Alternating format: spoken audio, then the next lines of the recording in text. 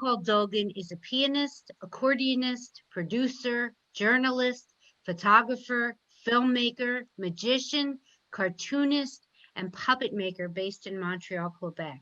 He has lectured and has led master classes in music festivals around the world, from Moscow to Paris, from London to LA, and from Krakow to San Francisco, and has performed on every continent.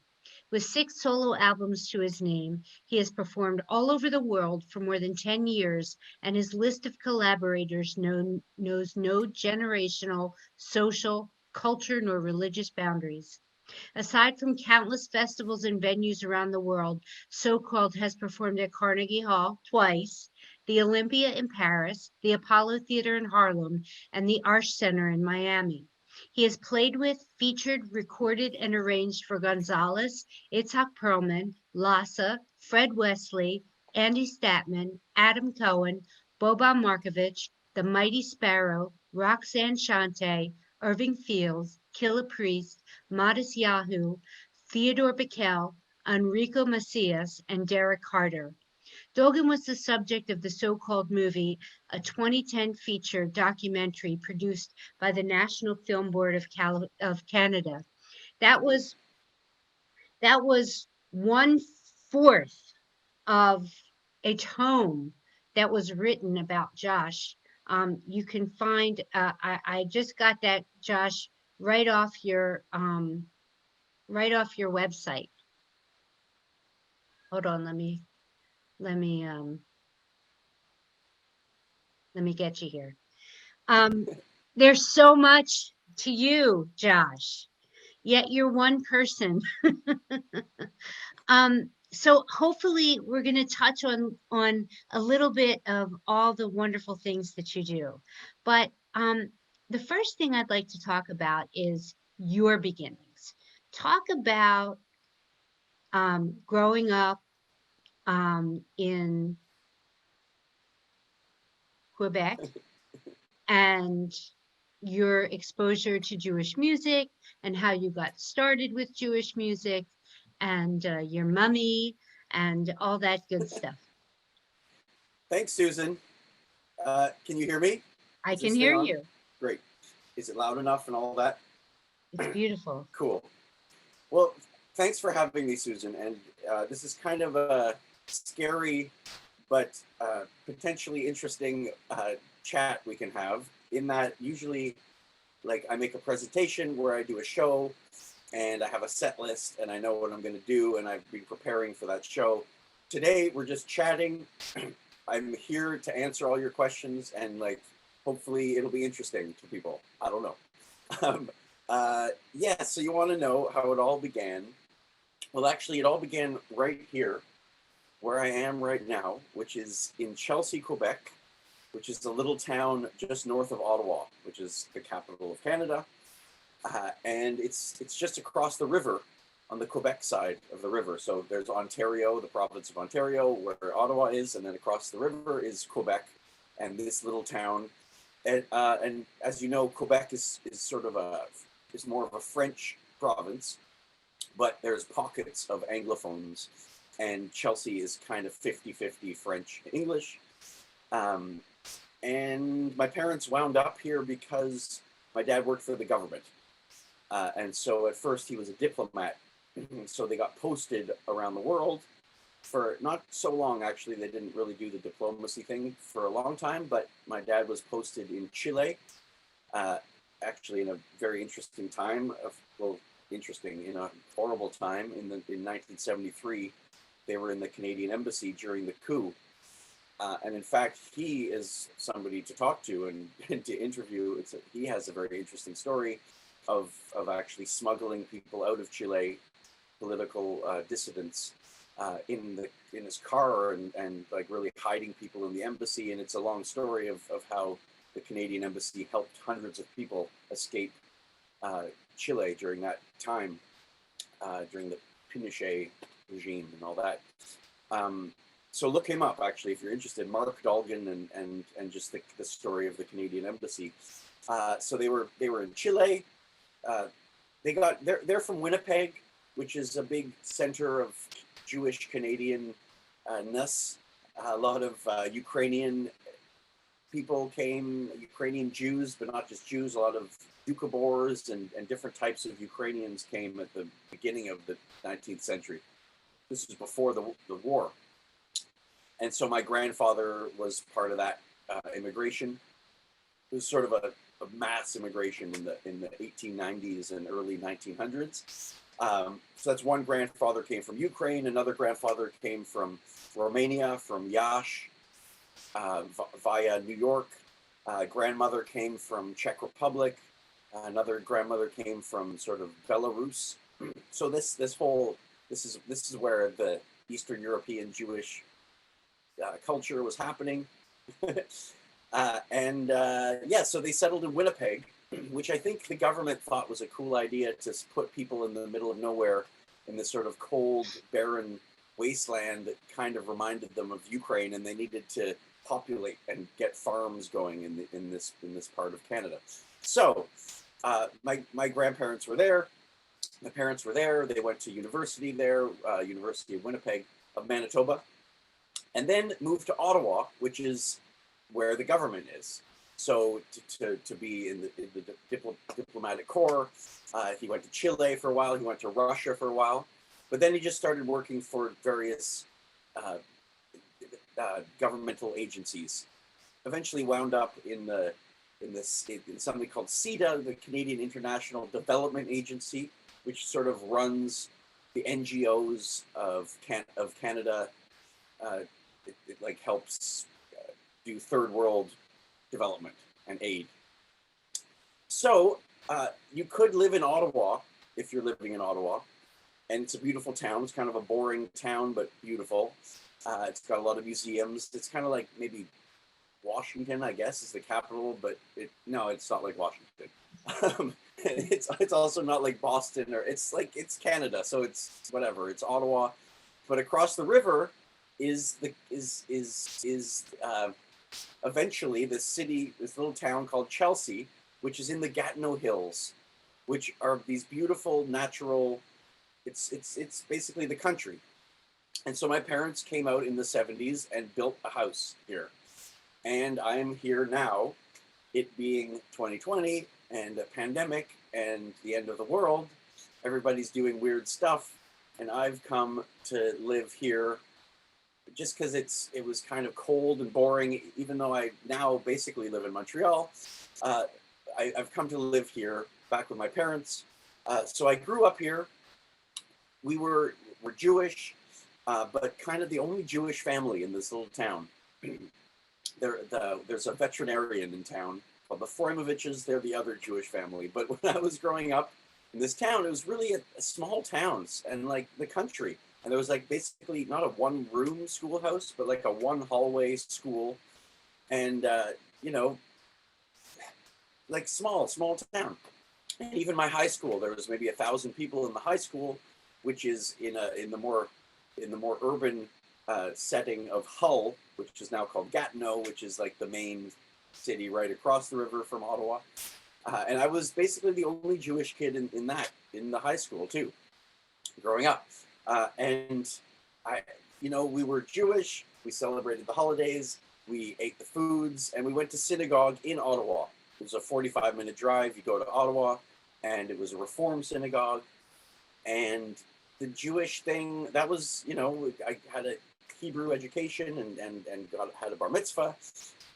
And at home, the Jewish culture was the holidays and going to synagogue once in a while and for the high holidays. It was just kind of normal to be the only Jew. It was just this, we were the others, we were different, but in this time in the 80s and 90s, it was kind of progressive feeling in the air, especially in Canada, where it's a multicultural society. Everybody's cool. We can all get along. And so we were the Jews, but it was all right. And my mother would come in to school and like make latkes at Hanukkah to show kids that, and we'd play dreidel, and people thought it was okay. And I didn't really feel much anti-Semitism, I must say, growing up. I felt comfortable to be different. and I learned to speak and recite Hebrew from the Torah, but not really understand it. That was sort of the level of education, of Hebrew education then and maybe now, where in order to prepare yourself for these rites and this bar mitzvah thing, you had to be able to read Hebrew and say it out loud and sing it, actually, for that matter, with the trope, with the sort of musical indications that are written into the Torah. So you have to get up in front of everybody and sing. And so I did that, but just never really connected with the religious sort of aspect of Judaism. Musically, just to sort of give you a brief beginning of the music element of this, I took piano lessons as a kid. My parents had records. We had these, vinyl LPs. And my brother played mandolin. My other brother played drums. My mother plays piano. Nobody did it professionally, but there was music in the house. And I started taking piano lessons. I was a terrible reader, but I had really good ears. So I would learn everything by ear, and actually got to went through this something called the Royal Canadian, what's it called? The music, there's this Toronto, national sort of music sort of thing. The Royal, what is it? The Royal Canadian, yikes, I can't remember. So, I started actually with Kodai. Do you know the Kodai system of music learning? I do. Yeah, so I had this sort of Hungarian music teacher, piano teacher, and so we started with that, but then just started taking classical piano, and the Royal Conservatory, it's called, the Toronto Royal Conservatory, and there's grades, and you do your grades, and you have to pass exams, and without reading, I kind of went through maybe up to grade 7 or 8, and I would do competitions, these sort of piano competitions as a kid, but I was a terrible reader. Then I got into theater and started singing more. There was this Jewish community center in Ottawa, and they had a musical theater program, and they would do a musical every year. So I got into that. And yeah, in a word, that is the beginning of my story. Now, what's the beginning of you and Yiddish music? Yeah, so like I said, Jewish-wise, there wasn't any Yiddish music. Jewish-wise, it was about going to synagogue and the music in the synagogue and in the Reform synagogue, which to me was sort of, as they say, nicht dahin, nicht daher, neither here nor there, kind of milquetoast, middle of the road, normal folky rock music, people with guitars, or there was an organist, and they would play this liturgy from the Reform world. And at home, we certainly didn't speak Yiddish at all. My grandparents on my mother's side both passed away before I was even born. They were probably the people to talk Yiddish to. Well, certainly my grandfather from Romania, he would have spoken Yiddish.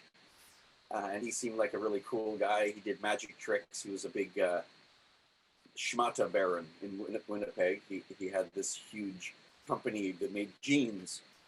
And he was this hustler, this New York, via New York, Yash, Romania, a Jewish hustler in Winnipeg. He sounds really cool. I wish I'd got to hang out with him. And his wife sounds awesome too. Was a great, a true balabusta, just we have all her recipes, and she was the king of the kitchen. And she was actually from near Czech Republic, so she grew up more Germanified. They spoke German growing up, and they had Christmas trees and stuff. There was sort of that type of Jew. But I never heard Yiddish from that side. And then my father's side, I was too young to ask them. I wasn't into it yet, so I didn't really know. But my grandfather, Joe, he would have spoken Yiddish, and my grandmother did speak a little Yiddish. I figured that out eventually when I got into it. But Yiddish music happened a couple of ways. First, when I was about 10, we went to see a band called, and I remember because it was a new weird thing. I know, Susan, you grew up with this stuff. It was just in your, just falling from the ceiling. I went to your house back in the day, to your mother's house, and there was, in the living room, there was a xylophone, a grand piano, a drum set, a trombone, a trumpet, a flute, a saxophone, another piano, a keyboard. That was in the living room. Like that, there was no escaping it. It seems, in your house, and I'm sure people that are familiar with your story know that your mother came from a music family too, and there was just always music. Not necessarily klezmer. There was music, and klezmer was this special secret thing that happened with the family, but also music was what you did. Music was your whole lives. So if you can imagine not having that at all, and then one day hearing Yiddish music, hearing klezmer. So we went to a concert. There was this band from Canada called Finjan. They're actually from Winnipeg, and they were, now I understand, they were from the so-called klezmer revival, and they were the Canadian version of something like the Klezmatics, where these were young people in the 70s and 80s who had heard klezmer, maybe growing up and had connections with it. Actually, several members now I know from Finjan had family that played klezmer and played Jewish weddings and stuff growing up, but then found in the 70s and 80s, oh, what is this old stuff? Let's redo it. Let's try to bring it back. Let's play it now. Let's be cool and play klezmer now. So at the age of 10 or so, I remember going to a concert of theirs, and I loved it. Like I didn't know what it was, or necessarily that it was my culture. Maybe, I guess I did. This is Jewish music, but I remember just dancing and having a great time as a 10-year-old kid at this cool outdoor show in Ottawa. We got a CD, actually it was a tape back then. And we played that tape forever. I still have that tape. And that was sort of a random kind of inkling of what this thing was. Another random inkling, clue to this Yiddish culture and Jewish music were a few of the vinyls that my parents had. And if you were a secularized, assimilated Jew of the post-war era, you had a few records in your collection, just point blank. Like you had these records. These records were Theodore Bickel and maybe Fiddler on the Roof record, but Theodore Bickel singing Yiddish folk songs. Now I've become a big record collector. Well, actually now I'm not really a record collector anymore, but for 10 years I was an insane record collector. And if you're looking through the bins in people's basements or in the garbage or in the Salvation Army or in old record stores, you will find Theodore Bickel records. Like, it was just everywhere. He sold a bajillion records. I don't know if you know who Theodore Bickel is. In a word, he was an incredible Hollywood legend who made many, many albums on major labels. But as a Hollywood legend, he was in just insane movies. He was in the first cast of The Sound of Music. He was in Star Trek: The Next Generation. He played Worf's father. He was in, have you ever seen 200 Motels, the movie about Frank Zappa? Like, it's a Frank Zappa movie, like starring Frank Zappa, and Theodore Bickel plays his manager. It's an insane movie. You really should see it. And basically, name any TV show, Theodore Bickel was in the TV show. And he was, of course, he played Tevye, Fiddler on the Roof, 20,000 times, something like that, some insane number of times. And he sang Yiddish songs. And he came from Austria, and he went to Palestine at the time, and then Israel, and then came to America, went to England, and was in Cat on a Hot Tin Roof, the original production on the West End. He had this incredible storied life, but grew up with Yiddish song and nigunim and Hasidic thought, and unlike a lot of other major Hollywood actors and people like that, he didn't hide it. I mean, he kept singing Yiddish songs, and he thought it was important to sing these Yiddish songs. He also sang in many other languages, but so he made all these records that were on major labels of Jewish music, and it's sort of one of the few things that made it almost to the mainstream. And so in my parents' collection, there was these Theodore Bickel records. Also, they, like I said, they'd been stationed in Russia, so there was a bunch of Russian music, and my grandfather was Romanian, so there was a bit of Romanian music, and so that in combination and sort of compared to contrast with the music of the synagogue that I was seeing, I got a sense, okay, there's this like serious music that's kind of lame, and the synagogue, we're supposed to take that seriously.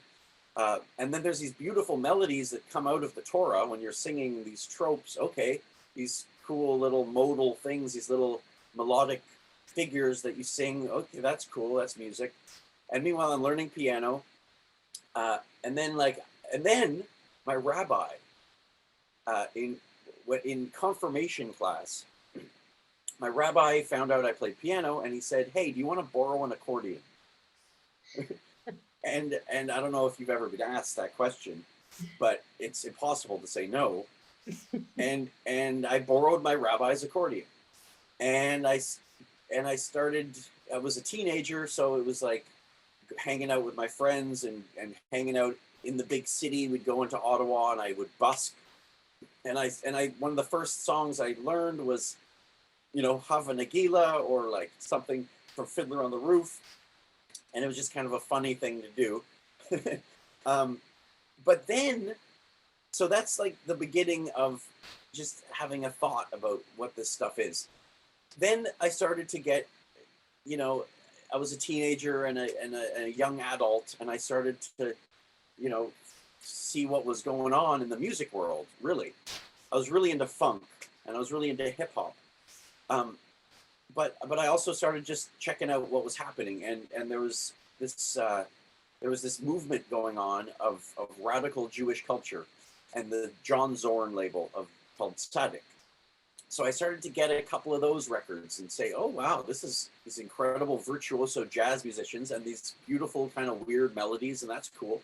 And then I got a Klezmatics record from somebody, and it was really the Klezmatics at their height of just this incredible zeitgeist that they were in the center of, with these amazing musicians and this repertoire, and making it sound current and beautifully recorded too. It was kind of a golden age of recording, because people still went to studios, and so so it sounded great. And so these beautiful records like Possessed, or the record with Chava Albertstein.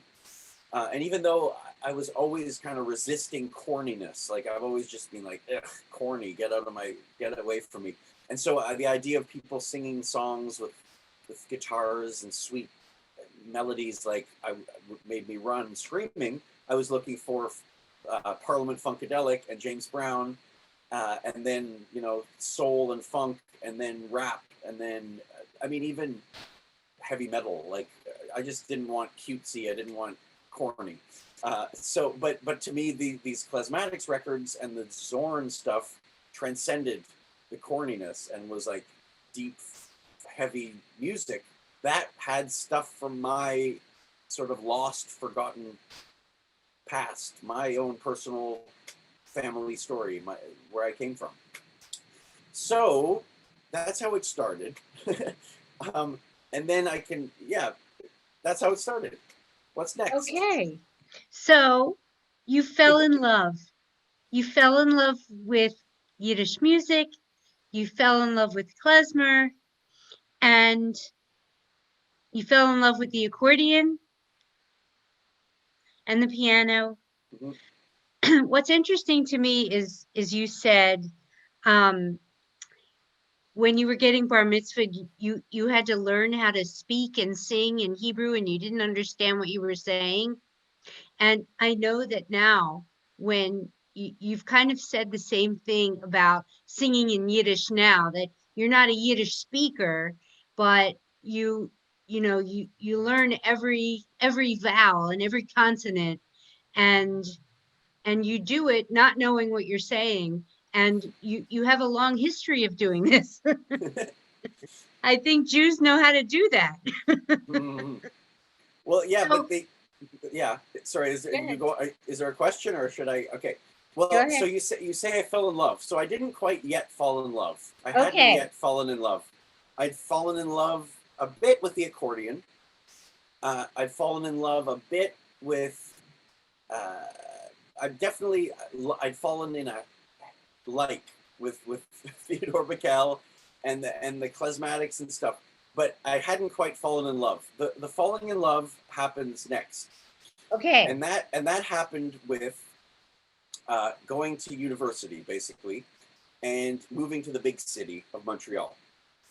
And when I did that, it coincided with me getting deep into making beats, which is a sort of shorthand for uh, the act of taking of the act of creating uh, the musical track upon which a rapper raps. Okay, so you make beats. You can either do that like by hitting your legs, or you can do it with a piano, or you can do it with a drum machine, or you can do it with something called a sampler. And the sampler is this computer. It's basically before there was home computers, or even before there was really computers in the studio. Uh, Very early on, 30 years ago, they started figuring out how to digitally record sound.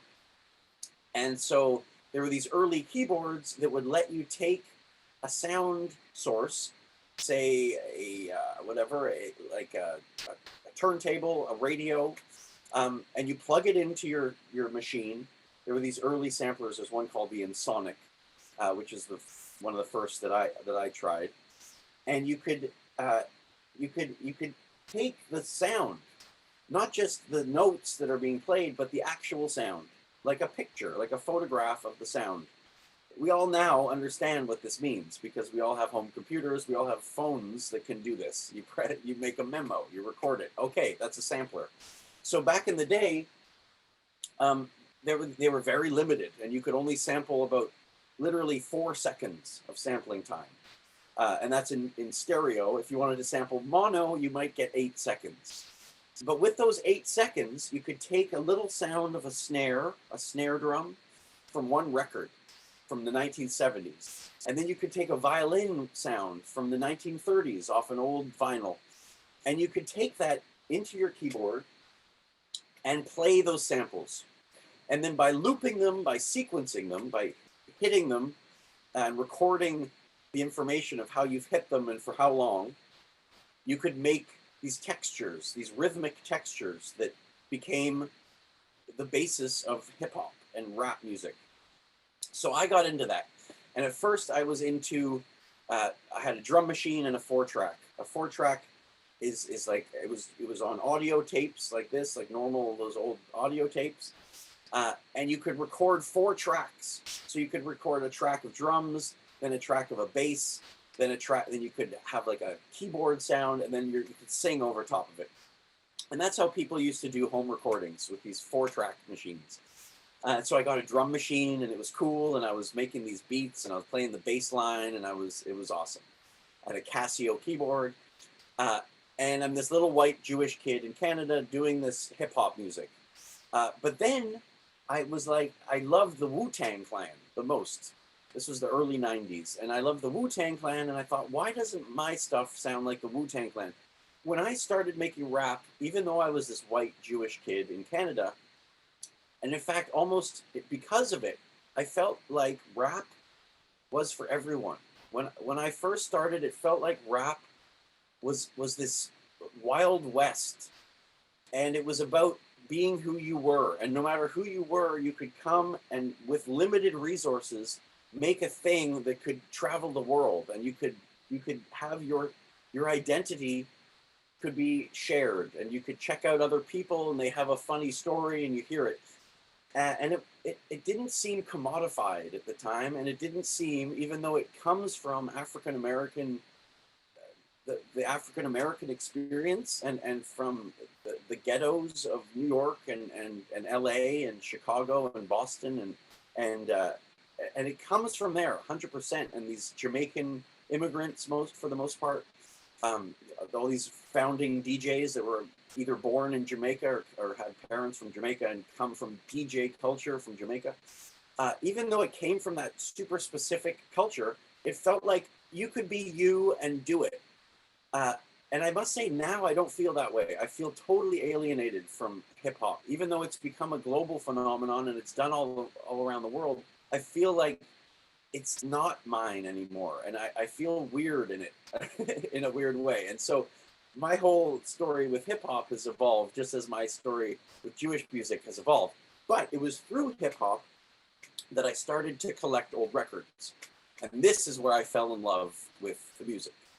It was by finding the examples of a living culture, of this living, vibrant, raging, funky, deeply musical, sophisticated culture.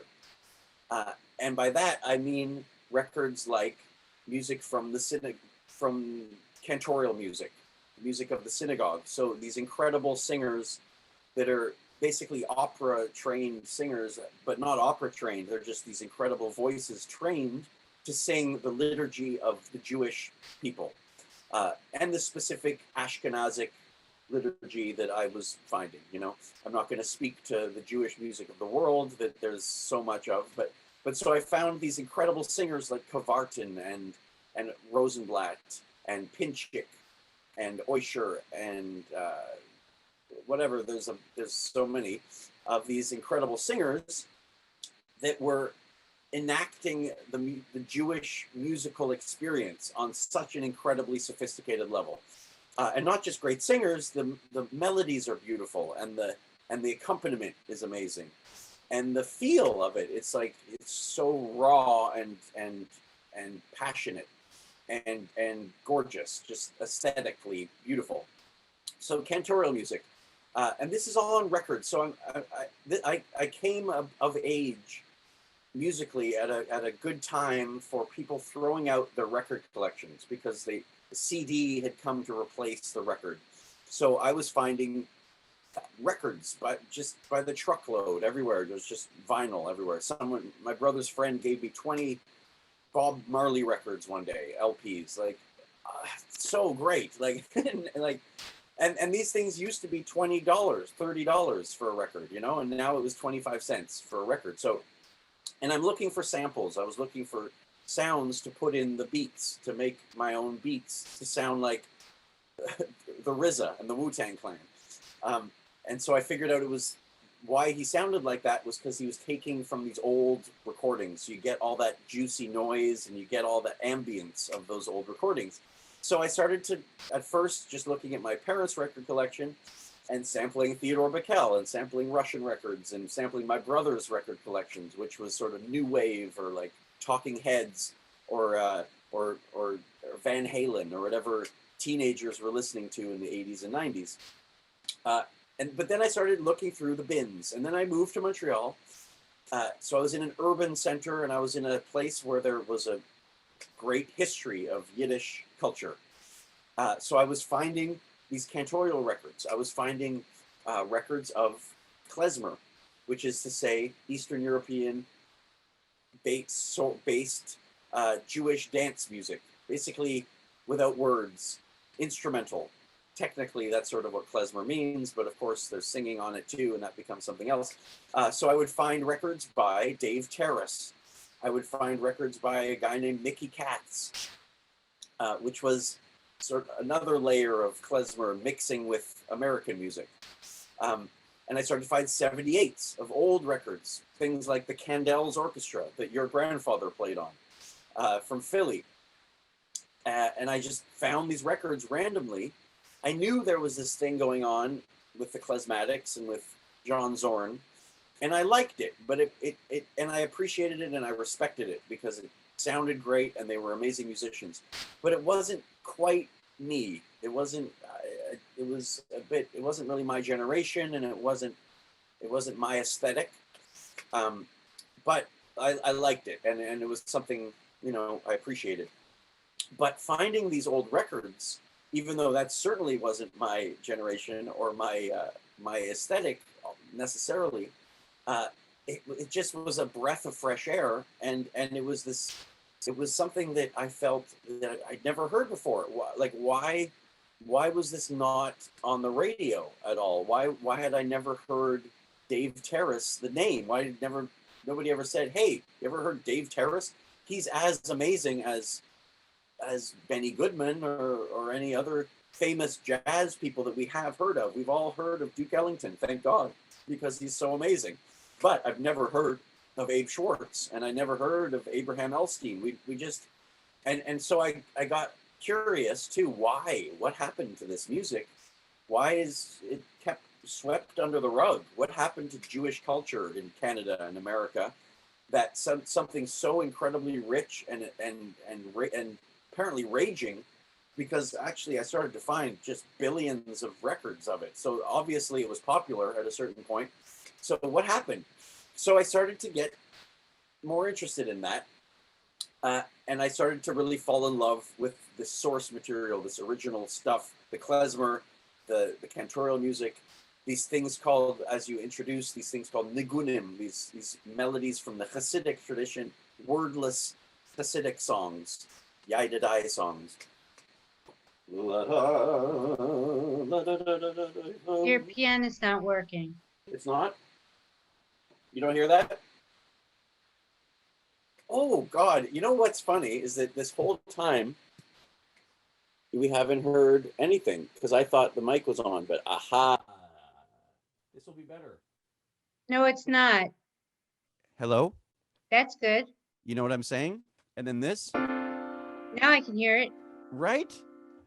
I've been trying to talk into this microphone the whole time, but really it's been coming out of the computer. But it sounded good coming out of the computer. How does it sound okay now, though? It must sound Yeah. okay. Yeah. I mean, it's not great. How about this if I just turn it up a little bit? Oh, beautiful. Oh, okay. But I was just going to burst into song. Please. In a spontaneous way to Yes. demonstrate what a niggin is. La da, la da, da, da, da, da, dum. Ahoy, la da, da, da, da, dum. La da, la da, da, da, da, da, da, oi, la da, la da, da, da, dum. La da, la da, da, da, da, da, da. Ay, la da, da, da, da, da, di, da, man, ay, dum. Ahoy, oy, ach, noy, noy, di, ach, noy, noy, di, noy, do, la da, da, da, da, da, da, da, ahoy, la da, noy, noy, dum, la da, da, la da, ahoy, la da, la da, di, da, la da, da.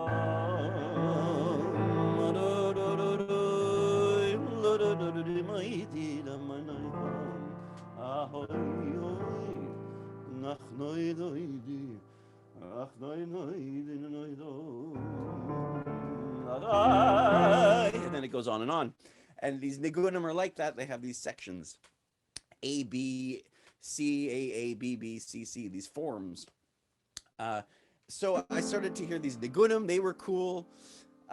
And then I started to find Yiddish theater records. This guy named Aaron Lebedeff, Molly Pecan, Rexite, and Miriam Kressen, and Isa Kremer, and all these names. Oi! And because a record is cheap, you buy them all, you take them home, and you check them out. And I did that, and I started to learn a bit. And then what sealed the deal was going to a music camp just north of Montreal, in Montreal, in Canada, which was cool. It was I'd never heard of it before, but all of a sudden this cousin says, hey, there's this Jewish music camp going on. We're all going to go. Let's all go, all the cousins, and it'll be a fun time for everybody. and I was like, this is gonna be corny again. This cheesy. I don't want to be hearing that music from my synagogue and these corny people with, like I always say, with like hats and vests running around. Like I was a 21st century person. I didn't want to pretend it was 1922, but I went to this camp, and sure, there was a lot of corny stuff going on, and also it was this folk music thing. I hadn't I played accordion, but like I hadn't really found a reason to really play accordion. But I went to this festival, and I started to meet people that were actually involved in that Tzaddik movement. I started to meet people in the Klezmatics, and there was older people at the festival. There was people that had grown up with the music, so they were people that knew some of the people that were on those old records. Or there were people that, hey, my father played xylophone on the Candel's record. Oh, okay, what's your name? Elaine Hoffman-Watts. Oh, you're a drummer from Philly. Oh my God. Okay, so and I've always kind of loved cool older people, and so that was really what made me absolutely fall in love with the culture. After that week experience hanging out with these people actually playing the music, I finally had a reason to play the accordion more, to learn how to read music better so that I could have access to repertoire, so that I could practice my ear better. So and I found all these cool young people that were interested in it too. They were trying to learn it. So in a word, you said I'd fallen in love. No, it took a few more years to fall in love through hip hop. And this was all at the service of creating my own new stuff. I hadn't really gotten into like actually playing old klezmer or singing it. That came during the years in Montreal when there started to be a little scene in Montreal of young people in bars playing the klezmer, and there was drinking and partying, and it felt vital, and it was like a real living folk music again. And then you asked Oh, go ahead. about what did you ask? You said about the language and being able to Yes. speak it. So actually, what's so cool to me about those Hebrew letters that I learned to say out loud but not understand is that I never found a use for them until I got into Yiddish music and this repertoire, because Yiddish, which I'd never heard growing up, except for on those Theodore Bickel records, Yiddish is written with Hebrew letters. So if you can read those letters, you can actually read this language. And whereas Hebrew is a whole weird old language, um, Yiddish is also a weird old language, but it's a language based on Old German, not based on, but it evolved at the same time as Middle High German was starting to evolve 1,000 years ago. So if you understand Germanic Romance languages, and I speak English, and I speak French too, then you can look at this text in Hebrew, and finally these letters are saying something you can understand. Like you're reading German in using the Hebrew letters. So so yeah, so to me that was sort of a miracle and gave me access to this repertoire.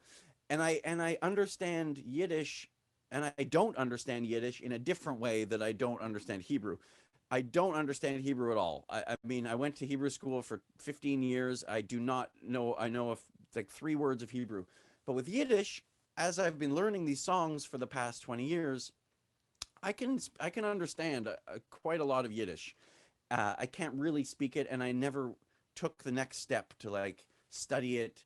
But I swear, every day I look through Yiddish lyrics. I have my dictionary, and I am looking up words, and I'm reading it in Yiddish. I'm trying not to read alliterated, phonetically spelled out things. I mean, I do that for myself, but when I'm first learning a song, I try to learn it first with the Yiddish letters.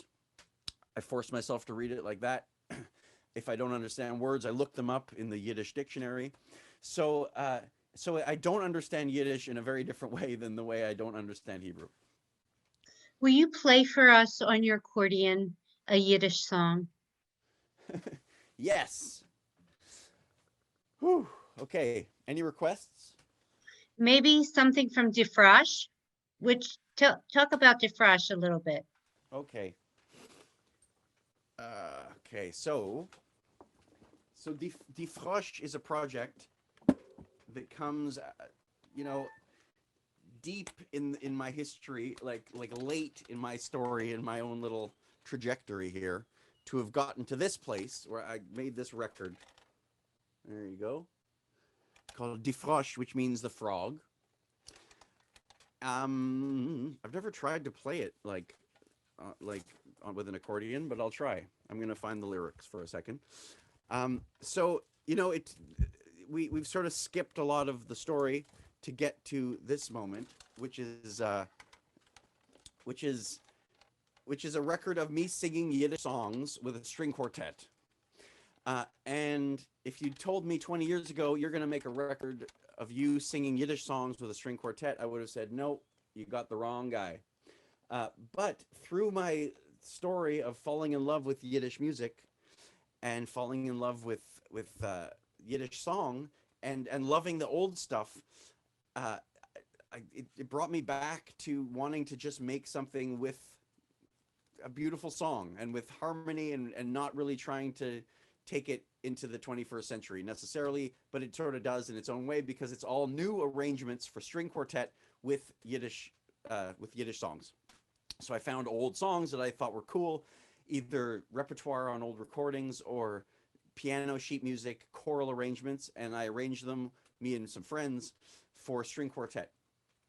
So I'll sing you something from Die Frosch. Oh, what can I sing? So now, though, my life has gotten complicated. I need a string quartet to do this repertoire.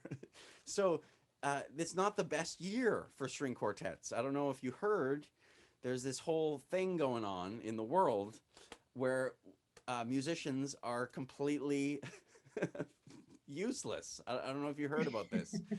It's really not great. So I had a whole tour for me playing with string quartets around France, you know, and that would have been fun. But it along with everything else got absolutely canceled this year. So I'm going to try just to wing it, okay? Yes. Gewein is a frosch in a green sammet kleid. Quack, quack, quack, quack, quack, quack. Gewein is a frosch in a green sammet kleid.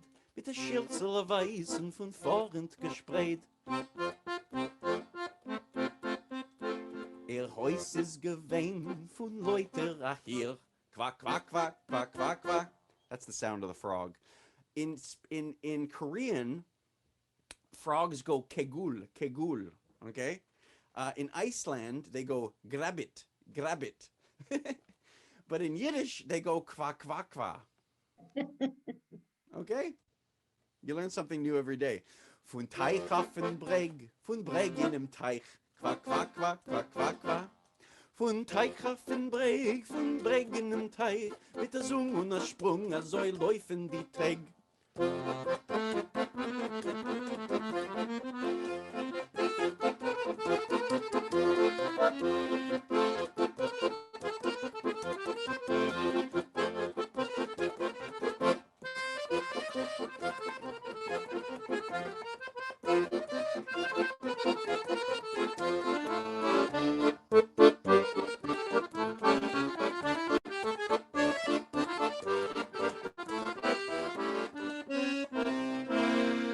Is gekommen a Buschel, a Heucher zu gehen.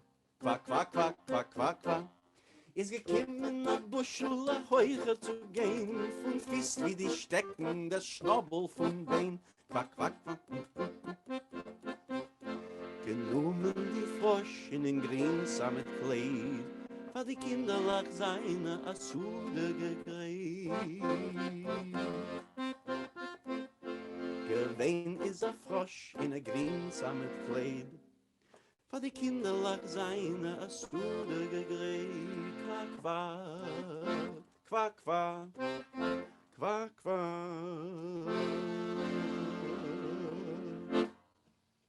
Fabulous. Well, Fabulous. So it's so much more fabulous with a string quartet. But I know, it's not more fabulous, it's just different. Okay, well, that's nice of you to say. No, but it's just frustrating. Like, you develop repertoires. This is a folk music, like, sort of, what's it called? The Philly Folk Alliance. Like, you understand folk music, but like, I feel like it's a weird time to be doing folk music. I mean, we're all doing things through screens now, and it's just, there's no more. I'm so sad. It's It's been a very coming. sad. It's coming back. It'll be Good. back. Thank you, It, Susan. it'll be back. I want to jump to something that I had the wonderful opportunity to tour with you a little bit and play with you a little bit, Those were and the good old they days. were the good old days, schlepping through the Paris subway system with a 3 year full of clothes. Yes. Um, so one of the things that I noticed was your relationship to your audience. And I wanted you to talk about that a little bit because you have you have a different relationship with your audience than many other performers. And I just want you to talk about how you see your audience, how the part that they play in your shows, and what your Whew. relationship to them is. Okay, now you're bringing out the tough questions. Hmm. Uh, well, for starters, ugh, I don't know. Where do you start? How do you answer this question? So I mean, I made these records that sort of got me an audience that were a mix of the sounds that I was finding on these old records, mixed with sort of new rhythms and new technologies and new sounds, and sounds that not necessarily new, but sounds of today, shall we say, and forms of today, like how a song form is now, a pop song that is quite different than what the form of klezmer is, which is sort of supposed to be this endless music that you dance to for 3 days. So how do you distill that vibe or the vibe of a Yiddish theater song and make it more of a pop song or a rap song? So I started experimenting with that, and I guess it is with the audience in mind that I was even doing that, just thinking about who are people now listening to music, and not people that are necessarily yearning for some past, imagined or real, but just like actual people now. I'm finding all these weird, cool things in the dustbin of history, literally the Salvation Army like record bins. I'm finding it. How do I share this with people today? Like, it's all well and good that I'm enjoying this and having a fun time in my apartment listening to this music, but what really needs to happen is people need to hear this, and maybe Jews need to hear it, but maybe not. Maybe just everybody needs to hear this. I love good music. I don't care where it's from. I love, but I do care where it's from. Like, it's not like it doesn't matter where it's from. But like, I love Colombian music. I love like that super fast saxophone Colombian music. I love music, Roma music from Romania, uh, or whatever. I love salsa. I love classical music. I love great music. And here's this great music that nobody's heard. Nobody hears it. They literally do not. To this day they don't hear it. I mean, unless you're an interested person and you've looked it up, or you're part of this very small world of people that are interested in Yiddish music, you do not hear it. You don't. There's not a special channel on XM radio for Yiddish music. It's not in the soundtrack of movies. It's not anywhere. So, what do? You either try to play it like the olden days, and you hope that people that are into old ways of sort of old music and old sounds and have a certain kind of patience that is required for older forms of music. You play it like that, and you have that audience that comes out, or you play it, whatever. So for me, it was like I was already making a music that was of today. This was this hip hop stuff, and I was making it for my friends. But I wanted it to be who I was. I wanted to reflect my story. So I was finding these old Jewish records in the garbage and putting that to work in these new beats. So I made a record. I made a bunch of records, but then I made sort of my first real solo record called Ghetto Blaster, and it was for a label in France, and it was for it was a jazz label and a jazz electro label. Basically, they had sort of an offshoot, kind of more for the kids label called Blue Electric. Because the label was called Label Bleu, Blue Label, which is a very well established jazz label in France. Sort of it's almost government. Like they have this like these maison, these culture houses around France, and like this sort of this like community of like government funded supported arts and culture centers, and they had a label called Label Bleu, and that label had put out a bunch of records by David Krakauer, who was one of the first clarinetists in the Klezmatics. Maybe not the first, but I think he was the second. Uh, and he became sort of this bad boy renegade, fusioning, super virtuoso clarinetist guy. And he early on, I met him at that Klez Canada festival, and he loved what I was doing with the samples, and he thought, this sounds like where things are going right now. And so he got me to work with him, and I produced a bunch of his records using this sort of idea of taking old Jewish sounds, but adding new beats to them, and sort of taking old kitschy sounds and turning them on their heads, and taking old traditional melodies and adding a new riff to them, or chopping them up in ways that made them sort of more contemporary. Just the forms of them sort of need updating too. Like you can't just take an old song and play it over a new beat. You got to change the whole architecture of the music for it to work. I think. And so I started doing that, and I made and then the label liked what I was doing with Krakow, and they said, "Why don't you make us a record?" And I said, "Okay, I will. Thank you so much." And actually, boy, was it exciting at the time. Like it was I was just out of university, and here was like a real music label. This was a time when music labels, when it mattered. A music label, you needed a music label. You couldn't just really make something and put it out there. There was no internet. Remember that? Oh, what a lovely, simple time it was. And of course, you needed these gatekeepers and these people that owned the means of production. You needed to get through to them, and then through them, you could get an audience.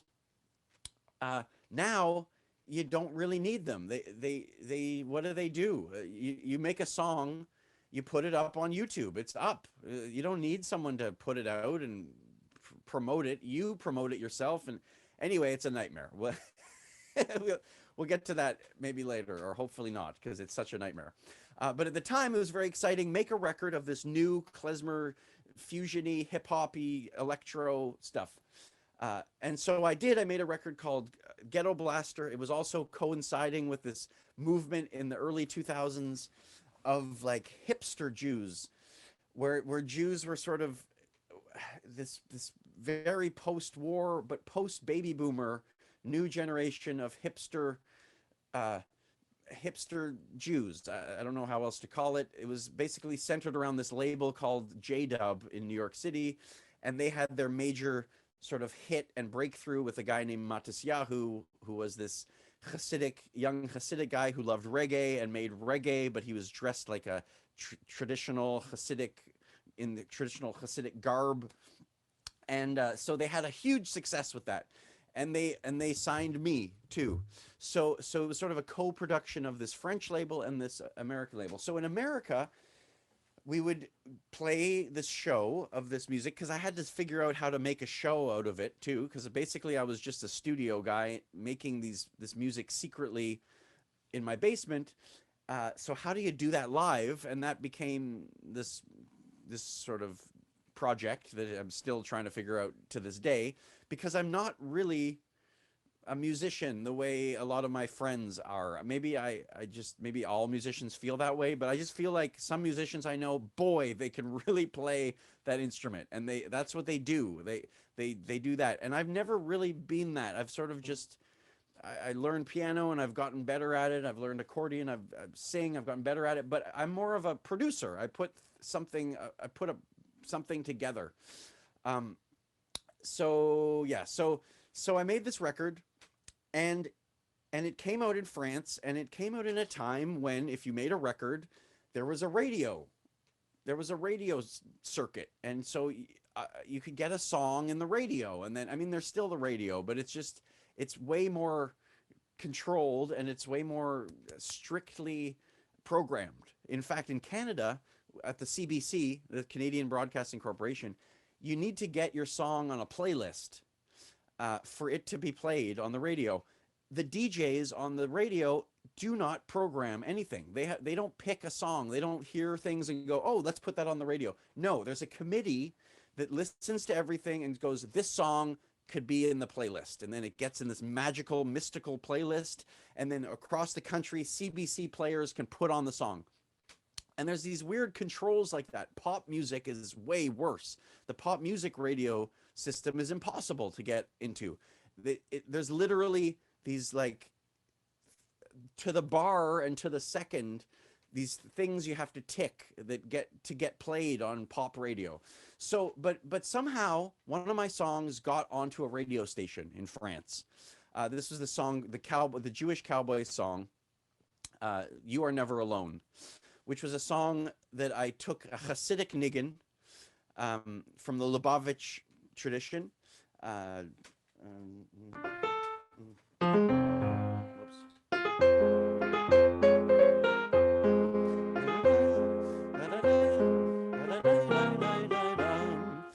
Now these nigunim are so catchy already. They're these perfect little hooks. They're these hooky melodies. And in fact, that's why all this music worked so well for me in hip hop, just by mistake. Just Yiddish music and these nigunim and even cantorial music have amazing hooky possibilities. They have these catchy, repetitive things that repeat and then change a little bit and the repeat, and they have a lot of the things that great pop songs have. And you could argue that that's because a lot of the great pop songs evolved out of a lot of great Jewish music composers that might have had all this music in their ears when they were writing Broadway songs, for example, or Hollywood songs. And so that sort of idea of what a song is, it's a phrase, and then it's a second phrase that comments on the first phrase, but has a bit of a different ending. And then you do a third thing, and then the fourth has a real big ending. Like just that idea of sort of how to structure a musical idea. You see that in these nigunim, these old Hasidic melodies. So it wasn't that much of a stretch to take that melody, give it to a gospel singer friend of mine in Los Angeles, Doris Glaspie, who's since passed away, unfortunately. I found this sample of these Hasidim. Actually, I have it on my sampler. Shall I play it for you for a second? Please. Where is it? So I found, it was actually for a project for this great Yiddish writer, Michael Wex, who we wanted to do he had this fantasy of a show about Jewish cowboys because he grew up in Alberta. You should all check out Michael Wex and these great books about Yiddish. So we did this special project. So I started to look through my records for cowboy records and Hasidic records, and to see what would work together. Now, in a word, sampling is all about finding a little source of music that has a key and a tempo. So I found a song that was in F minor at a certain tempo, and I found a sample that went like this.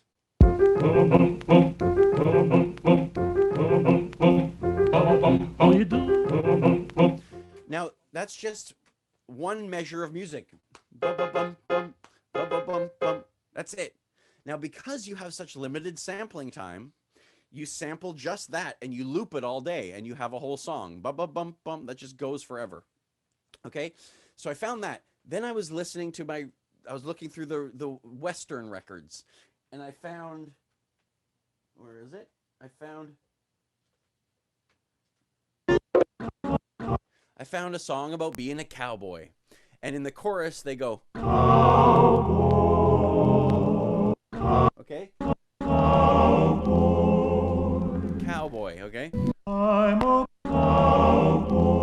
I'm a cowboy, okay? And so you chop it up so that on one button it goes, and then on another button it goes, okay? And maybe you look through the song and you find in a different place in the song they say, okay, so there's sort of a variation of the cowboy. So you have the cowboy. Now originally, this was in a different key, the cowboy thing. But if you slow things up and speed things up, it changes the key. So just like you can imagine here.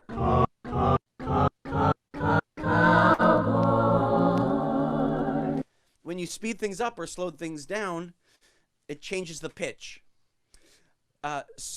Now there's ways, and even back then it was starting to be, there's ways of changing the pitch without changing the speed, and vice versa, through pitch correction or time stretching, it's called. So you've got something in F minor, you make it way slower, but it stays in F minor. But for me, what was always cool was to find things that if you slowed them down or sped them up, you got them into a certain pitch and a certain tempo that matched with other things. So I found this loop.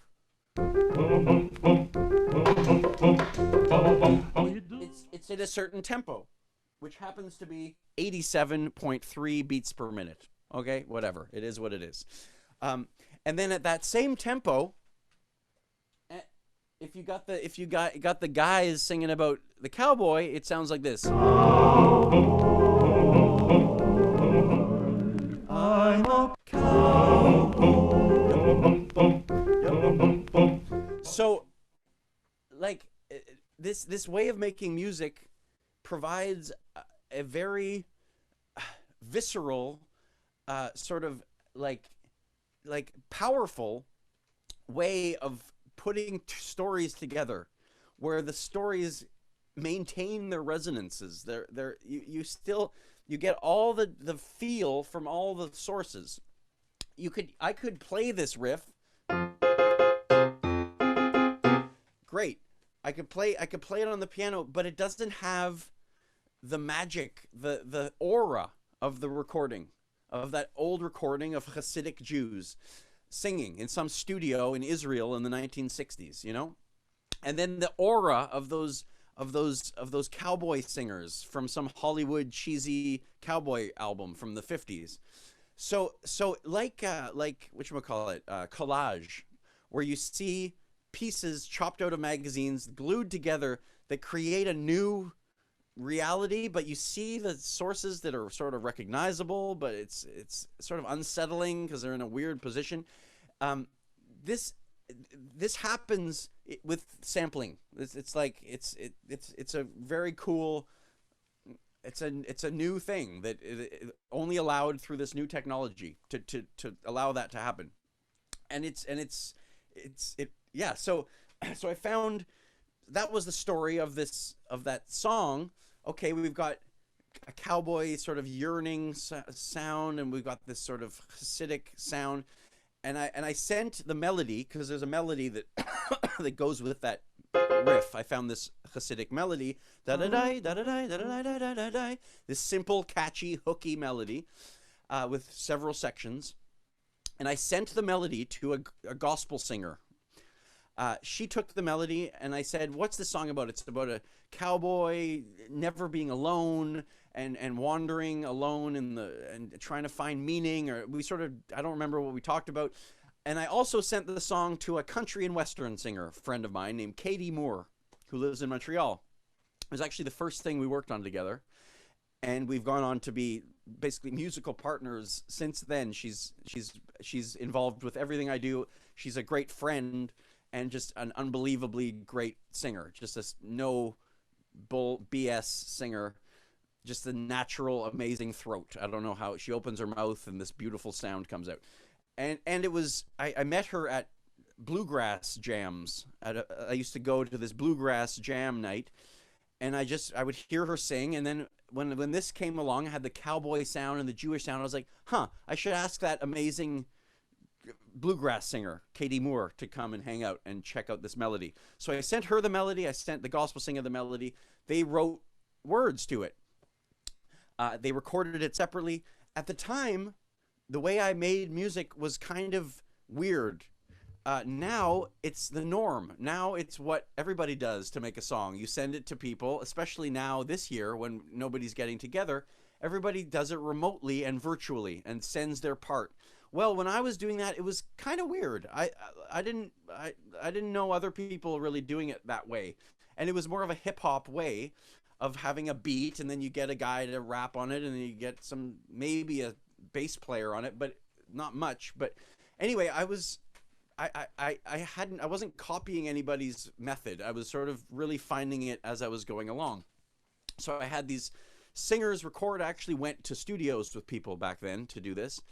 And then I started to think, okay, how do we make this beat even more like worth listening to, and like a beautiful sound that isn't just a loop or two with a beat? Okay, you start layering other sounds onto it. So I invited my friend Susan Hoffman-Watts to come to the studio, and she played the trumpet on it. And I was in San Francisco at a festival, so I went into studio and I got this amazing bass player from the Klezmer revival band Brave Old World, a guy named Stu Brotman. He plays bass on the track. Isn't that weird? and Ron plays tuba. And I think there's even some Elaine Hoffman-Watts doing some fills on it. But there's violin, and there's cymbalom, Romanian cymbalom, and there's a million things. There's like just whatever. I used to just pile tracks on top of each other, and I got a rapper to do a rap, and the song was born. Now it got play on. This is all to answer about the audience, but it got play on French radio, and this was not Jewish radio. This was just sort of a bit more of a world music station, but also just kind of a hipster, not pop station. And it was this national station called Radio Nova, new radio, and it was across France. And somehow this song, because it was on a label at a time when things came out on labels and got into radio stations, and that you did promo and it had an audience, it found an audience, and it became something of a hit. It played many times a day on that station, and then it started to pop onto this other radio station. And I thought, hooray, look at this. This is easy. You make a record, there's a label, it gives you money to make an album. Okay, and you go on tour, and there's people there because they heard the song on the radio, and wow, this is great. I'm going to be a musician. This really could work. Well, we all know how that went, don't we? I mean, the record industry just completely imploded. There's no more labels.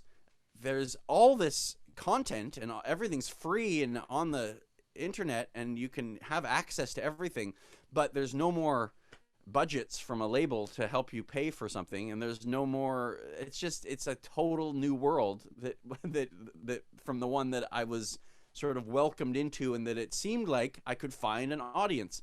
Because to me, the audience, it wasn't about, on the one hand, it was about bringing it back to my community and saying, hey, Jewish community, here's your culture. What's up? Why aren't you engaged with this stuff? Why was this hidden from me? Why did the Jews assimilate in America and stop playing this music? Why isn't it? And why didn't Jews just keep this as a part of American culture? Why didn't the Jews that ran Hollywood use these sounds in movies, or tell these stories, or reference Yiddish theater, or reference these amazing virtuoso characters from our own culture? What were they so afraid of? Well, we know what they were afraid of. They were afraid of, being different and being targets. And with, after the Second World War, where the cradle of this culture was destroyed, in America, Jews were like, you know what? Let's just fly under the radar here, and we can pass for white, which is a complicated story, because as we know, in America, Jews have done pretty good, but there's still Jew. You're still a Jew to some people in America and in Canada, and it's a scary time. it shows you, anyway, that's another very complicated story to talk about. But what I wanted to say about audiences is that I wanted to bring this to Jewish audiences, and like, but I kept finding that Jews didn't care. They still to this day don't care, no matter how much you shake them and say, yo, Jewish culture isn't just Israel and Hebrew and Hava Nagila and Fiddler on the Roof. It's this 1,000-year-old tradition of song and dance and story and myth and melody that you haven't scratched the surface of. So get to work, Jewish community. But if you're not interested, then I'm just gonna go and try to make good music. Like I said at the beginning, I was ranting about all the great. I just love good music. Okay, can my music exist in that world? Can my music rub shoulders with the great calypso music and the great salsa and the great Roma music of the world? Well, it can't really in the state that it's in now. So we got to learn. I had to relearn my musical tradition to have a seat at the table of great music. So I started picking away and trying to teach myself and learn this music and go to these camps and hang out with real people that had lived it and people that were learning it now. And with that first Ghetto Blaster record, I found an audience of people that didn't care if it was Jewish music or whatever. I mean, maybe they did, and it added to the story. And in fact, in Europe, people did appreciate that because they know history a bit more, or on a different level in Europe. And so in Europe, it had resonances to their own history. Jews were part of European history for 1,000 years. Not just on the fringes. They were significant parts of the population in every level, and not just as village Hasidic Jews, farming, but also urban, and they were at every strata of society, and they were musical. And there's a long story of why Jews were so musical or drawn into that industry. And into that family, those family dynasties, and even the Hasidic rabbis who were dynasties of songwriters who sang certain specific melodies that became associated with certain dynasties and sung only by certain people, and that's how they kept their traditions, through song and through specific melodies that you would recognize where that came from.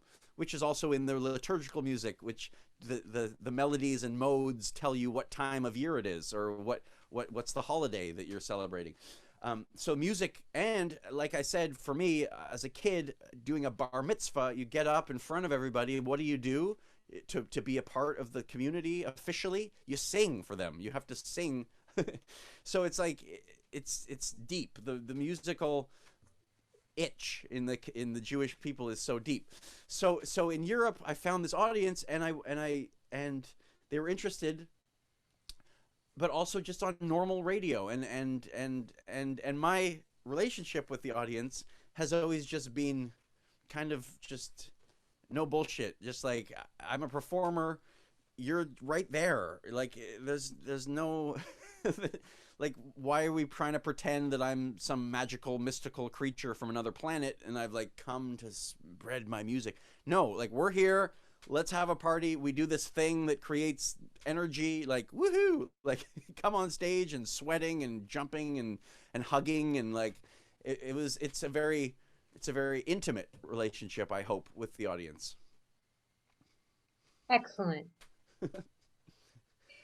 Would you play for us a beat? You wrote. I want you to perform Hebonics, and Okay. can you just introduce it? Yeah. So I mean, so life is really just, isn't it just a crazy journey? You sort of think you're somewhere when you're somewhere, and then you get somewhere else later, and you look back and you go, huh, I was there then. And now I'm here. But you sort of think the whole time that you're there always, or that you're never there, and that you're always trying to get somewhere. So it's always interesting to look back and sort of see where you come or how you got there. And so, and it makes sense. Usually there's like a kind of an evolution of thought somehow. And this song, this Ebonics that you want me to do, it's like part of that journey, to have gotten to want to write this song, which is, okay, first of all, before I tell you what Hebonics is, you have to know what Ebonics is and are. Ebonics are black slang, African American argot. It's not really slang, and I don't like slang. It's got a sort of pejorative connotation to it. It's not. It's like the word, like the words. You know what slang is, okay? Yes, it's we not know. pejorative. We know, okay? I'm sorry. I love slang. We love slang. But the reason I'm careful is that because people think Yiddish is an argot. They think it's a slang. They think it's they think it's not a real language. They think somehow there's something called a real language, which is just this thing that happened perfectly all together, this language. No, all language is argot. All language is a mishmash of a million sources that evolves over hundreds and thousands of years, okay? So Yiddish is no different. It was people in a certain place with a certain time hearing language on the street, thinking that's cool, mixing it with the languages they knew, and developing it into a codified language that has dictionaries now. But yeah, so there's a song, so Ebonics are that, for African American people. And there's this song called Ebonics by Big L, who is this great rapper from Harlem, who died far too young. He was shot and killed, I think, in 1997, so quite a while now. But he was about to blow up. He just put out a first record, but he was killed probably in retaliation for his brother story. He was in jail, blah, blah, blah. Anyway, Big L got shot, but now he's really considered one of the great rappers of all time. Somehow people don't know him that well because he didn't quite blow up, and he didn't blow up in a time of blowing up. Like now, rap stars are the biggest stars in the world. But in the early 90s, rap stars were the stars of a kind of niche market. Rap wasn't everywhere the way it is now.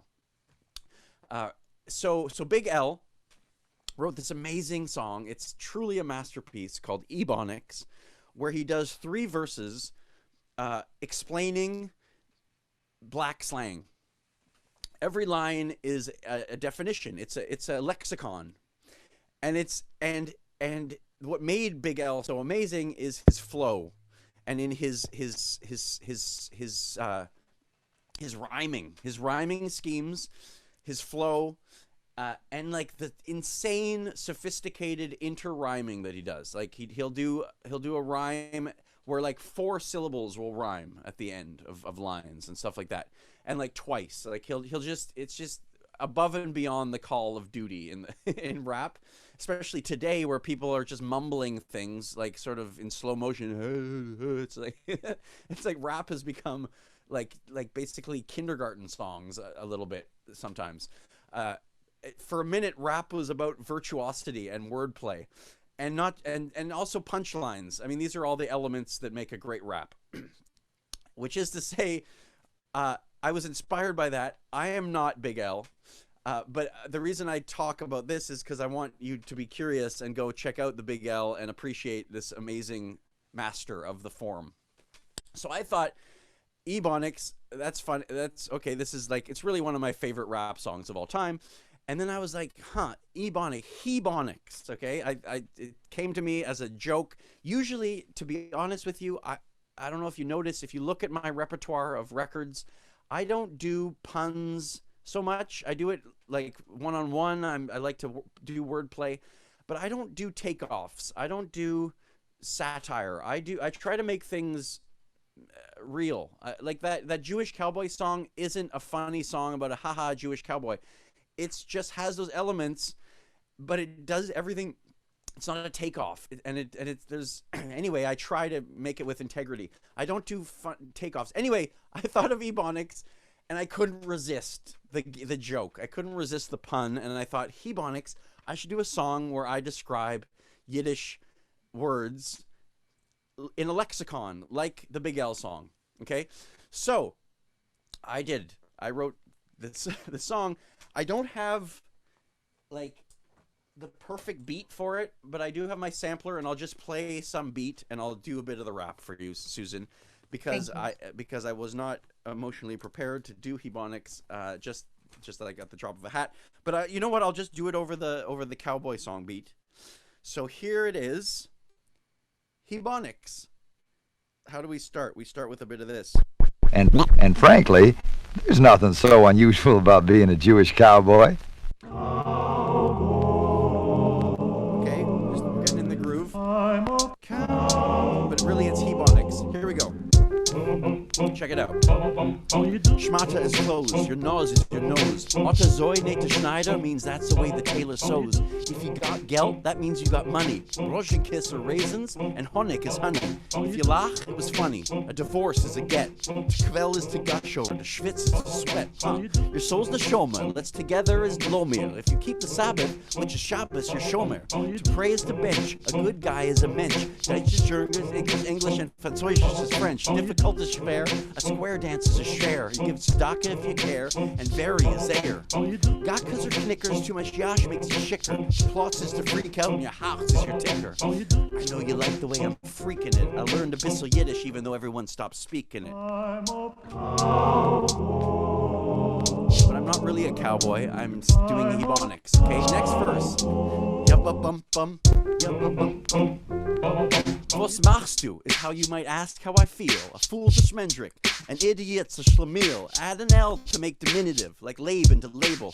Tochas auf den Tisch means put your ass on the table. Sausage is wort, holiday is yontif. Drink is shit, couldn't find the Yiddish word for the pontiff. Zetz is hit, nourishkeit's being silly. Sieg is it, how they say word up in Yiddish in Philly. If the place is kosher, then you shouldn't bring a pig in. A face is a punim, a pleasure is a fagenign. Fegele is bird, but it also kinda means gay. If you're lost, you're verblonget, understand you versteh. Lots of ways to say dick, like schlong or putz. Larry David already explained the meaning of klutz. I know you like the way I'm freaking it. I picked up some Yiddish even though my parents' generation stopped speaking it. Speaking it, speaking it, speaking it, speaking it, speaking it. I'm a cowboy. Yubba bum bum. Now sing the melody, everybody. La-da-dai, la-da-dai, la-da-dai, come on, Susan. La-da-dai, la-da-dai, la-da-dai, yubba bum bum.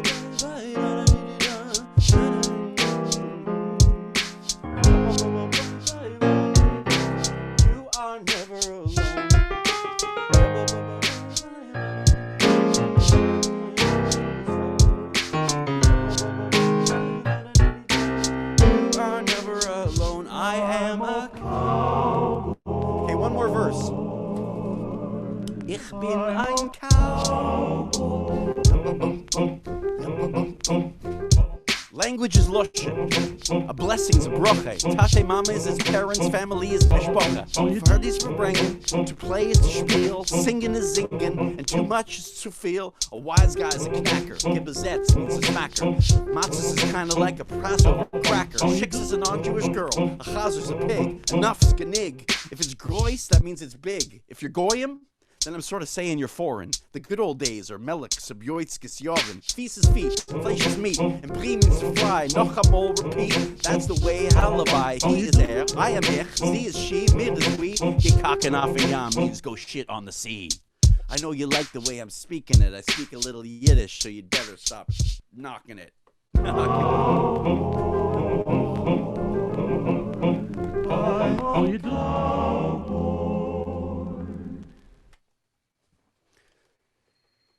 Yay. Thank you so much. That Josh, was it's been so wonderful to talk to you. And we just have about 15 minutes left, and I wanted to see if anybody had any questions for you. I noticed that Zach had a question, and I was actually thinking of that same question when you said it. You said earlier that you feel weird in hip hop today. Why is that? well, it seems like hip hop has become conservative. Uh, when I started with being interested in hip hop, like stylistically, it was kind of all over the place. There was different genres within it for sure, and different sort of mini subcultures of it. And there was the gangster rap, and there was sort of the Wu-Tang Clan kind of weird rap, and there was the Native Tongues family, like Tribe Called Quest. It was kind of hippie, free thinking rap.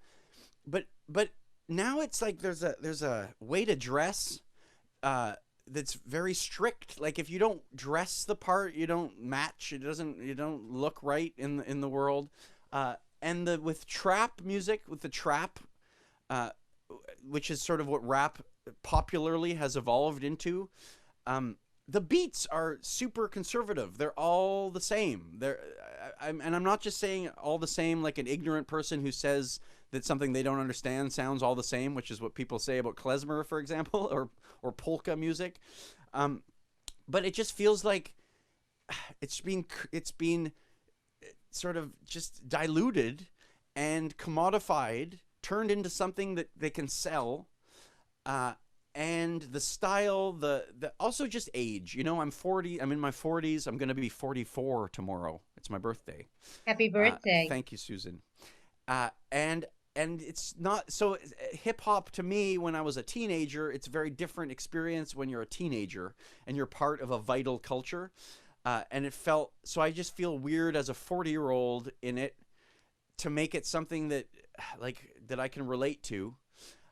And just a lot of the political sort of social commentary that was very important to rap music. It's still there. There's still artists that are doing that for sure. Great artists that are doing that. But it just feels more that it's more about consuming. It's about making something that doesn't necessarily reflect your uniqueness. It reflects you sort of. You're a part of like an anodyne, like generic sort of like thing that you plop your own voice on top of, so that you don't want to offend anybody with it. You want it to go directly into people's brains, so they just take that sound that they're used to, and that whoever is rapping on it doesn't even really matter. It's like it's just so. I guess I just feel out of step with the hip hop of today. And I guess I feel out of step with a lot of things of today. I think I feel out of step my whole life. I felt out of step as a Jewish person in Quebec, as an Anglophone in Quebec, as a gay queer person in the world, as a hip hop person in the klezmer world, as a klezmer person in the hip hop. I'm always been kind of in the wrong place at the right time, and vice versa. But then there's people like your mother, Susan Hoffman-Watts, who saw what I was doing with klezmer, and even though she's a traditional klezmer drummer, she appreciated what I did and thought it was cool. And maybe she didn't love it or even really or get it, whatever that means. She saw that klezmer and Yiddish music needs to evolve and needs to be current and needs to find ways to live today if it actually wants to be a part of the fabric of our, cultural fabric. I hear you. Lauren Brody wants to know Lauren how. Brody. Yes, Lauren Brody. Wow. She wants to know, how did you become Socalled? So I was in high school. I was in a rap group. There was this kid from Halifax. Actually, there's this very interesting story of the African Americans who left America during the slave times. They, through the Underground Railroad, one of the main sort of like destinations was this place called it was in Halifax, Nova Scotia, and there was this whole community called Africville that it isn't very well known by especially people outside of Canada, but even in Canada, people don't know the history. I have this book over here called the Canadian Encyclopedia, which came out in the 90s. There's no entry for Africville, okay? And it was this huge area of Halifax that got bulldozed in the 60s. The Halifax government just bulldozed it, okay? And churches and a whole community just got destroyed. And that's where, so anyway, this kid from there, my friend Tia, I was in a gospel band with his cousin, and his cousin said, hey, you should meet my cousin. He's doing this rap music. He's starting to rap, and I hear you're making beats. I was like 16 or so, 15 or 16. And so this kid started coming over to my house, and at the time I'd given myself the name Heavy J. Okay, and I wasn't heavy, I wasn't fat physically, or I wasn't heavy, okay? But it was like the time there were Heavy D and Doctor this and whatever. So I was Heavy J. And he didn't buy it, and he started to call me So-Called Heavy J. And then eventually he just started to call me So-Called, and we made a couple records together, and we're still in touch to this day. He's still making records. He's an awesome rapper. His name, yeah. And so that's how I became So-Called. There you And go. yeah. Hi, Lauren Brody. She's a real hi, Lauren Brody. Klezmer accordion hero.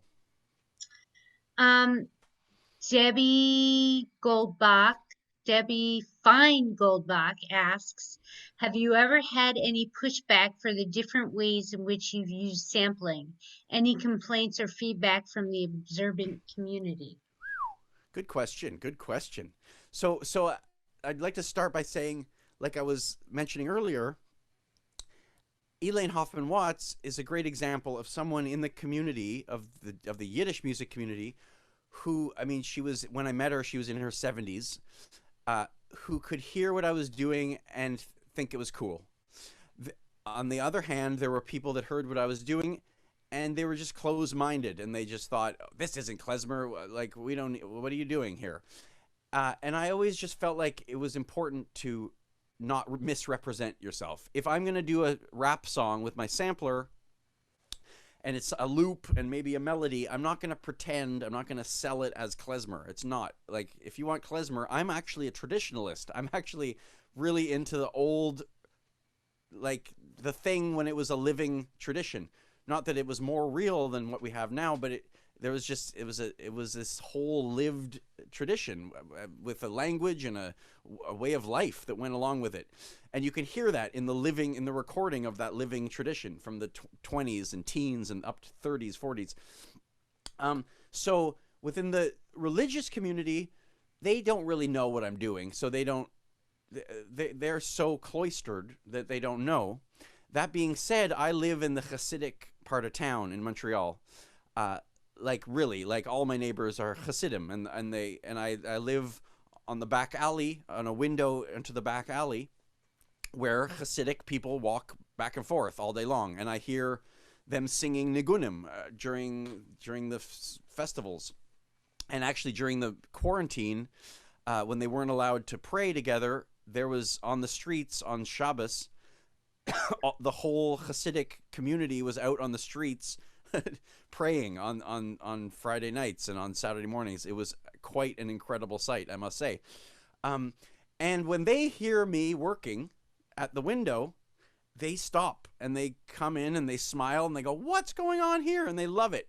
And then I'm out on the street, I can play the accordion for the kids and they love it.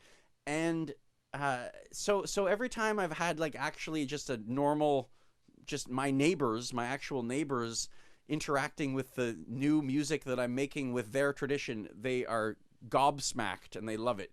And I'm friends with a lot of cantors, of like Orthodox, very religious cantors that think what I do is cool too. And what I do isn't one thing. So one thing I do is make beats and make hip hop, and that's something. But also I'm singing Yiddish songs, and I'm doing that like to the best of my ability. Like I'm really digging to do that. I'm not like, it's a different hat. So like they can appreciate the different things that I do and maybe like one thing that I'm doing more than the other. But most people that are really into music or into the culture or into the history, they see that I'm doing my homework, or that at least I'm trying to do some homework. And I think that's super important to anybody in any tradition, if you're trying to make a new thing with a traditional art, you should know your homework. You should do your homework, even if it's just to learn what you don't want to do or to learn what you're going to react against. But you gotta base it on something. So I'm doing the homework. I'm learning the language. I'm slowing down melodies and transcribing. I'm practicing things, and that's just one of the things I'm doing. And as a musician, you have to be doing a million things to make it work. So we haven't even talked about composing, for example, which is what I sort of do now mostly. Like it's funny, you sort of get stuck with a label at a certain point. People expect, okay, that's what you do, and they sort of they close the book on you. Okay, that was the guy that invented klezmer hip hop. And they still call me DJ Socalled, even though I was never DJ Socalled. Well, since then, I've written 5 musicals and put them on. And that's sort of where my life is going. I don't know if we haven't really talked about like what I'm doing now. Like, what am I doing? Particularly this year is such a total mess, and my whole life is out the window. What am I doing this year? So it's actually kind of interesting for me to try to talk about who I am and what I'm doing and how I got there in a year when I'm not doing any of that stuff. I haven't made a beat since April. I haven't rapped since last show in February. Like it's like my whole life is out the window. So yeah. But I'm really very excited about composing and theater music and adding yet another layer of collaboration to my art. Because to me, that's the fun, is working with amazing people and working with their genius and trying to make their genius turn into like just super genius as it mixes with other geniuses. So now I'm doing theater and these musicals and really writing songs, and then that's led me to thinking about composition, how to harmonize, how to arrange, how to write lyrics for that tell stories, how to work to tell stories on stage with the designers and with lighting and with acting and with, you know, that whole world. Josh, Susan. we are coming up to the end of our time, and I'd like to thank you for your thoughts, and B, I would like to give you an opportunity to end with a song. Whatever song you want, something you've done in quarantine, something you've been working on lately, anything. Okay, let me try. Yikes. Anything. Well, what? Hey, Ellie Shapiro's here. We had some good times with Ellie Shapiro in San Francisco, didn't we? Yes, Susan? we did. Yes, really? You want me to end with a song? Arg. Okay, I'm gonna sing. So I'm gonna sing a Kurt Weill song. So lately, my new obsession is Kurt Weill. So, and I'm trying to be a well-rounded musician. So, you know, I spend some time learning a new accordion piece and learning folk songs. And then what I'd really love you to hear, but I can't play it for you, is this arrangement that I just did. Well, I didn't really do it, and I wanted to show you how I did these things, like for the Frosch, which is how do you create these 4-part harmony violin arrangements or string arrangements for songs. So lately I've been spending time in these off time trying to create a whole new repertoire of that. So I have some old choral arrangements from Abraham Elstein, who was the great Yiddish theater composer. And I've been transforming those into 4-part harmony arrangements. I'd love you to hear those, simply because what a master of harmony and arrangement. It's just, I can't do it. I don't know. I didn't study it. I never went to music school, by the way. So like, there's a lot of gaps in what I do. And so lately when I find something that's just amazing musically, I'm like, well, that's the height of music. Like, why should I even bother? So I've been working with that. I wish you could hear that. I've been learning Kurt Weill songs on the piano. And you should check out Kurt Weill, particularly his Broadway years, like after he left Germany. And I've been learning a lot of those songs. And to me, that's just been incredible musical education. And I also have to shout out Barry Harris, who is this piano teacher and jazz teacher. Susan, you ever heard of Barry Harris? Susan, run, don't walk. Is this thing on? Everybody else who's interested in music and on any level, go look up Barry Harris. Please look him up now after we're done. He's 92. He just turned 91 years old, and he's a jazz educator. And there's tons of YouTube clips of him giving master classes, teaching jazz, teaching harmony. So lately I've been just trying to understand, unlock the mysteries that, and you hear the stuff in Kurt Weill.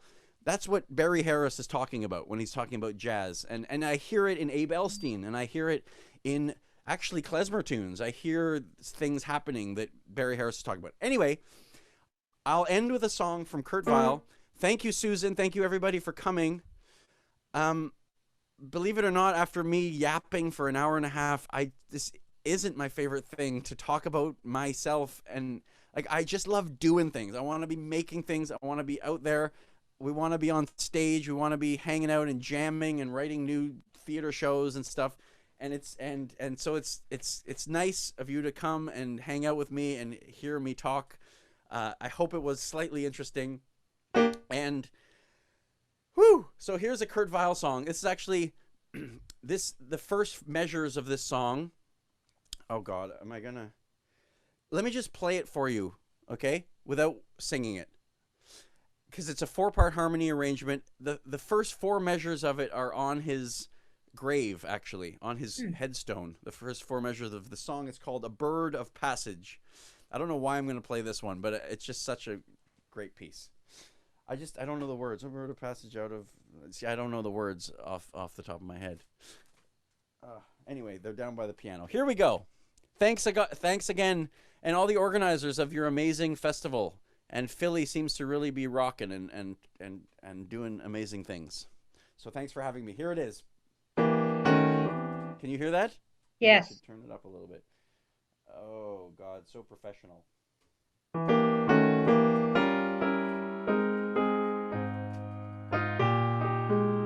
now I'm going to mess it up.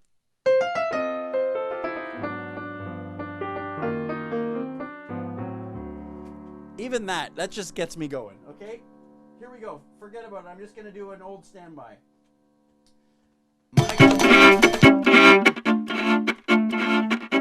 Come on, Susan, why not? This is the sampler. La, la, la, my God's gonna kick your God's ass. You're so dumb, I'm the head of the class. Stop waiting around for something better. The boys like us better, the tighter the sweater. The sweater. Put it out. Hey, I'm crazy. Fight for your right to fight. Everything better than late. Sharpen up blades off the stage. And eat the plate. Say what you can when you're still allowed to. Come on. Every silver lining's got its cloud too.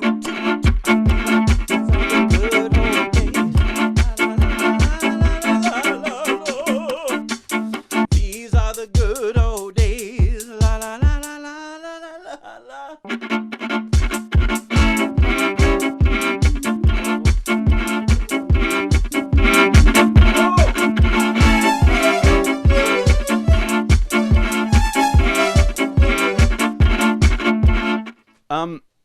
You know what? Everything's not working. Everything's not working, but that gives you a little taste of the manic, ridiculous world of Josh Socalled Dolgin. I hope that will do.